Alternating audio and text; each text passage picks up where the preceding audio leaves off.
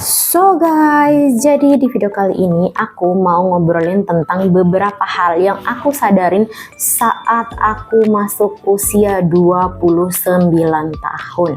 Nah, di video kali ini mungkin buat kamu yang misalnya masih di umur 25 sampai 28 atau 20 ke bawah juga oke buat kalian belajar untuk masa depan kalian. Jadi dengerin aku apa aja yang harusnya kalian udah mulai sadarin dari usia muda, karena aku ngerasa aku sadar beberapa hal ini di usia yang cukup matang ini ya guys ya. Yuk sebelum kita lanjut, langsung aja tekan tombol subscribe, like, dan komen video ini untuk aku bikin konten apa di konten selanjutnya. Kita langsung lanjut aja. Pertama, gak semua orang harus suka sama kamu. Aku tahu di saat aku dulu di usia 20, 21, 22, bahkan sampai 25, aku berpikir gimana caranya biar semua orang yang ada di muka bumi ini mencintai aku, suka sama aku. Bahkan teman-teman yang ngebenci aku kayak ngelakuin apapun untuk mereka tuh ngeliatin aku dan nerima aku. Setelah aku dewasa, itu tuh kayak bullshit. Sebaik apapun kamu selalu ada haters. Sebaik apapun kamu mengusahakan sesuatu, itu tidak akan pernah cukup untuk orang lain. Itu kenapa aku bilang gak semua orang harus suka sama kamu. Karena guys, kalau kamu memaksa untuk semua orang suka sama kamu, kamu akan capek sendiri. Karena gak akan pernah ada yang 100% beneran suka sama kamu. Jadi kamu jadi diri sendiri aja, nggak usah dipalsu-palsuin kayak pura-pura baik hanya untuk orang itu suka sama kamu. Kalau kamu nggak suka orang itu, ya kamu juga akan menyadari bahwa semua orang juga pasti bisa ada potensi untuk tidak disukai, karena kamu sendiri pun mungkin melihat orang tidak suka dengan orang itu. Jadi orang lain pun akan melihat kita seperti itu. So don't worry guys ya, kalau semisal kalian ngelihat ada orang yang benci sama kalian padahal kalian gak berbuat jahat, it's okay, it's totally fine, semuanya gak ada masalah ya. Jadi jangan maksa diri untuk disukain sama semua orang. Karena yang kedua adalah waktu lebih berharga daripada uang. Tapi lebih baiknya lagi guys ya, ketika kamu bisa mengubah waktu kamu jadi uang. Waktu lebih berharga daripada uang itu maksudnya adalah hari ini aku bikin video kayak gini, ini itu lebih berharga daripada uang ya guys ya. Kenapa? Karena uang aku bisa dapetin kapan aja, tapi waktu yang berlalu hari ini tidak akan pernah aku dapetin lagi. So ketika kalian mau menikmati momen, ya udah nikmatin aja. Ketika misalnya kalian nih mau ngapain gitu loh, ya udah misalnya di usia 29, ini kan aku 29, aku bener-bener kayak menikmati waktuku di usia 29. Jadi ketika ada apa-apa nanti di masa depan, aku tidak akan menyesal kenapa aku dulu nggak kayak gitu, kenapa aku dulu nggak kayak gini. Karena waktu tidak akan pernah kembali guys. Waktu tidak akan pernah berputar kembali hanya karena kamu ingin balik lagi ke masa lalu. Jadi nikmati waktu yang bisa kamu pakai hari ini ya. Jangan buang-buang waktu karena beneran kamu bakal nyesel. Yang ketiga adalah circle kamu hari ini menentukan masa depan kamu. Guys, ini tuh beneran simple. Kalau kamu punya teman hari ini, teman kamu sukanya nongkrong, rebahan, ngerokok, cuman kayak males-malesan setiap hari, dan kamu bergaul dengan dia, minimal kebiasaan rebahannya atau kebiasaan nongkrongnya kamu tiru.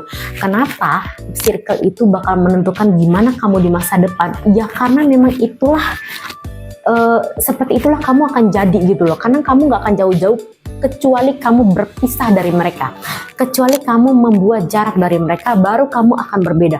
Tapi ketika kamu dan teman kamu yang misalnya males, cuma nongkrong, ngerokok, minum, tidak punya jarak, minimal ada beberapa kebiasaan yang kamu bakal tiru, dan kamu pasti tidak akan jauh-jauh dari kebiasaan-kebiasaan teman terdekat kamu. Dan semisal kamu punya teman konten kreator, minimal kamu juga suka bikin video, atau kamu suka foto, atau kamu suka bikin konten di sosial media. Ketika kamu punya temen yang jualan parfum misalnya ya, minimal minimal kamu pernah pakai parfumnya, minimal kamu mencium aroma dia setiap hari. So itu kenapa teman bener-bener kayak mempengaruhi masa depan kamu sendiri. Yang selanjutnya adalah konsisten lebih dari motivasi. Sebenarnya ini pembahasannya adalah aku mau bilang bahwa kamu kalau kebanyakan motivasi di usia-usia muda, dulu aku beneran kayak konsumsi motivasi tiap hari. Jangan gini, jangan gitu, kita harus ini, tapi aku stop di motivasi. Aku kayak cuman lihat orang podcast motivasi terus aku merasa termotivasi, tapi habis itu aku nggak ada ngelakuin apapun. Aku mungkin ngelakuin sesuatu setelah itu, tapi aku nggak kayak konsisten gitu loh. Itu kenapa aku mau bilang kalau kalian terlalu banyak mengkonsumsi motivasi, kalian akan merasa bahwa diri kalian sudah menjadi hebat. Itu kenapa? Jadi makanya anjuranku adalah ketika kalian suka nonton podcast atau motivasi-motivasi dari influencer yang bilang kalian ini nih, habis itu kalian harus stop untuk nonton mereka. Rencanakan apa yang kamu merencanakan, do something. Jadi kerjain aja. Misalnya nih kayak aku dulu, aku beneran kayak di usia muda tuh beneran kayak mengkonsumsi kayak podcast yang isinya tuh menyemangati, kita harus kayak gini, kita harus kayak gini, masa muda tuh kayak gini. Tapi pada saat aku setelah menonton podcast itu, menonton video itu, aku tuh merasa termotivasi. Tapi setelah itu aku kayak ya udah aja, cuma 3 hari, cuma seminggu, habis itu nggak ada lagi, nggak ada kelanjutannya lagi. Dan itu tuh bener-bener kayak nggak ada hasilnya. Segimanapun kamu ngerasa hebat karena kamu suka nonton motivasi dan podcast, itu tuh nggak ada hebatnya ketika kamu nggak konsisten.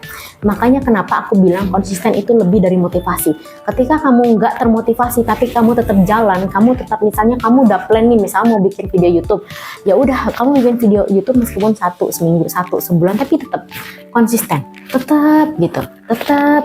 Meskipun kamu lagi down, lagi nangis, tetap gitu bikin. Tapi ketika kamu termakan oleh motivasi, ya udah kamu hanya termotivasi di saat itu aja. Habis itu ya udah. Yang terakhir adalah di usiaku sekarang 29, fokus pertamaku adalah kesehatan. Karena kalau beneran nih ya guys ya, kalau badan udah lemes-lemes nih kayak di usia aku kayak gini nih, kayak udah rentan ya, kalau kita nggak jaga kesehatan, nggak rutin olahraga, nggak minum air putih yang banyak, itu bener-bener kayak nggak bisa. Kamu mau bersandar siapa? Kamu nggak bisa bersandar misalnya di usia 20 kita masih berharap orang tua kita masih ada, kita masih bersama ini, masih bisa kok ada yang ngurus aku kalau sakit. No, ketika kalian beranjak dewasa, apalagi kalian merantau, nggak akan ada yang ngurus kalian. So, kesehatan, kebugaran, ketegaran badan kalian adalah tanggung jawab kalian sendiri. Kalau kalian sakit, kalian urus sendiri. Kalau kalian misalnya tertatih-tatih, kecapean, kelelahan, ya kalian rasain sendiri. Nah, itu adalah bentuk tanggung jawab dari diri sendiri. Itu kenapa aku bilang kesehatan di usia 29 itu tuh beneran kayak aku tiap hari harus bergerak, karena kalau nggak bergerak sehari aja badan aku udah kayak nggak bisa, udah agak lemes-lemes nih. Harus tetap olahraga, jaga otot, jaga makan, jaga minum, jaga dan lain-lain ya. Nah di usia 20 aku makan semua. Aku beneran makan semua. Kalau kalian nggak percaya, aku obesitas di usia 20, 21, 20, aku obesitas sampai 83, 84 kilo. Dan aku beneran makan semuanya. Dan aku berpikir bahwa oh it's okay lah, aku kuat, tapi aku gampang sakit pada saat itu. Oh it's okay lah, mungkin nanti kita bakalan diurus sama orang tua atau no. So guys, thank you banget udah nontonin video aku. Itu beberapa hal yang aku sadari di usia 29 tahun. Jadi kalau misal kalian ini masih umur 20, adik-adik yang 20 tahun 19, pertama jaga kesehatan, yang kedua stabilkan keuangan. Kalau sekalian masih dapat uang dari orang tua, tabung, investasikan, jangan dipakai makan, jangan dipakai main terus ya. Dan komen di bawah untuk aku bikin konten apa di konten selanjutnya. Don't forget to subscribe, like, dan komen. Bye-bye.